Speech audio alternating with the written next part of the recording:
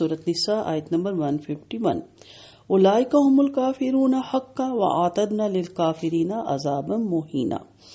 یہی لوگ حقیقی کافر ہیں، ہم نے کافروں کے لیے رسوا کرنے والا عذاب تیار کر رکھا ہے۔ اللہ اور اس کے رسولوں کا انکار کرنے والوں سے مراد یہاں دہریہ بھی ہیں،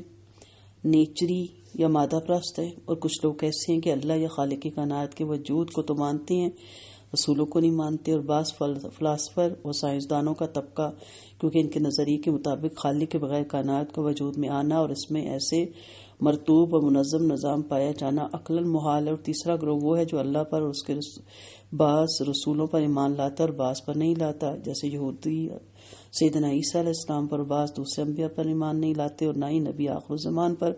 عیسائی باقی پیغمبروں پر تو ایمان لاتے ہیں مگر نبی آخر الزمان پر ایمان نہیں لاتے، حالانکہ ان کی کتابوں میں ہر آنے والے نبی کی بشارت موجود تھی۔ اور تیسرا راہ اختیار کرنے والوں سے مراد یہ تیسرا گروہ اہل کتاب ہے، ان کا ایمان تو یہ تھا کہ اللہ اور اپنے دور کے نبی پر اور اس پر ایمان لانے کا دعویٰ کیا، اور کفر یہ تھا کہ ان کے نبی نے جو اپنے بعد آنے والے نبی کی اطاعت کا عہد لیا تھا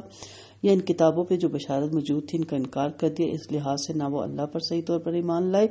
نہ اپنے نبی پر، نہ ہی اپنی کتاب پر۔ یعنی یہ تیسرا گروہ بھی ایسے ہی پکا کافر ہے جیسے پہلے دو طرح کے لوگ پکے کافر ہیں، ان میں کوئی فرق نہیں، اور پکا کافر ہونے میں سب یکساں ہیں۔